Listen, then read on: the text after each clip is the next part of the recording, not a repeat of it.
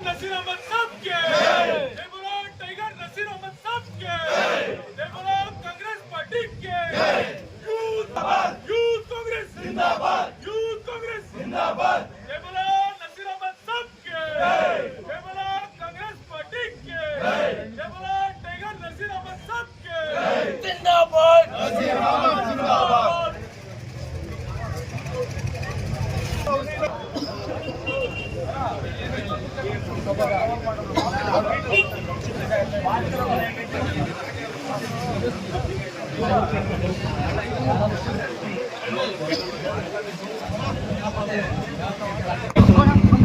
ಕಾಂಗ್ರೆಸ್ ಪಕ್ಷ ಕರ್ನಾಟಕ ರಾಜ್ಯದಲ್ಲಿ ಅಧಿಕಾರಕ್ಕೆ ಬರಲಿಕ್ಕೆ ಸತತವಾಗಿ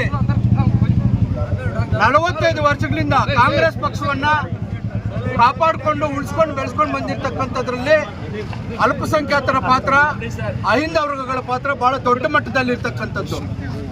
45 ವರ್ಷಗಳಿಂದನೂ ಕೂಡ ಮಾನ್ಯ ನಸೀರ್ ಅಹಮದ್ ಸಾಹೇಬರು ಕಾಂಗ್ರೆಸ್ ಪಕ್ಷವನ್ನ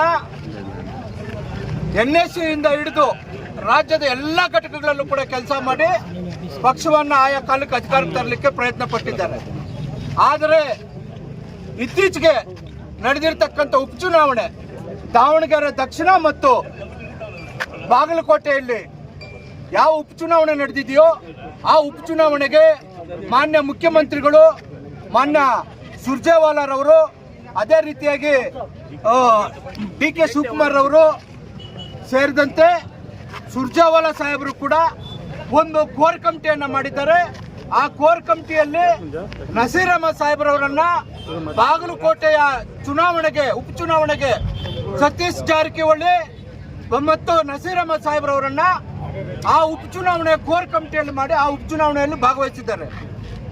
ಅವರು 5ನೇ ತಾರೀಕು ಮುಖ್ಯಮಂತ್ರಿಗಳ ಜೊತೆ ದಾವಣಗೆರೆಗೆ ಬಂದಾಗಲೂ ಕೂಡ ಮಾನ್ಯ ಮುಖ್ಯಮಂತ್ರಿಗಳು ಹೇಳಿದ್ದಾರೆ, ದಯಮಾಡಿ ನೀವು ಬಾಗಲಕೋಟೆಯನ್ನ ನೀವು ಸರಿಪಡಿಸಬೇಕು, ಬಾಗಲಕೋಟೆಯಲ್ಲೇ ನಿಲ್ಲಬೇಕು, ನೀವು ಬಾಗಲಕೋಟೆಯನ್ನು ಬಿಟ್ಟು ಎಲ್ಲೂ ಕೂಡ ಕದಲಬಾರದು ಅಂತಕ್ಕಂಥದ್ದನ್ನ ಹೇಳಿದ್ದಾರೆ.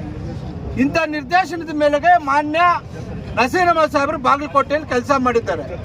ದಾವಣಗೆರೆಯಲ್ಲೂ ಕೂಡ ನಮಗೆ ಸೋಲಾಗೋದಿಲ್ಲ. ಯಾವ ಕಾರಣಕ್ಕಾಗಿ ಇವತ್ತು ಗೊಂದಲವನ್ನು ಹುಟ್ಟಾಕಿದಾರೋ ನಮಗೂ ಗೊತ್ತಿಲ್ಲ. ನಮ್ಮ ನಾಯಕರು ಪ್ರೆಸ್ ಕಾನ್ಫರೆನ್ಸ್ ಮಾಡಿ ಹೇಳಿರ್ತಕ್ಕಂಥದ್ದು ಕಾಂಗ್ರೆಸ್ ಗೆಲ್ಲುತ್ತೆ ಅಂತಾನೆ, ನಾವು ಹೇಳ್ತಾ ಇರ್ತಕ್ಕಂಥದ್ದು ಕಾಂಗ್ರೆಸ್ ಗೆಲ್ಲುತ್ತೆ ಅಂತಾನೆ.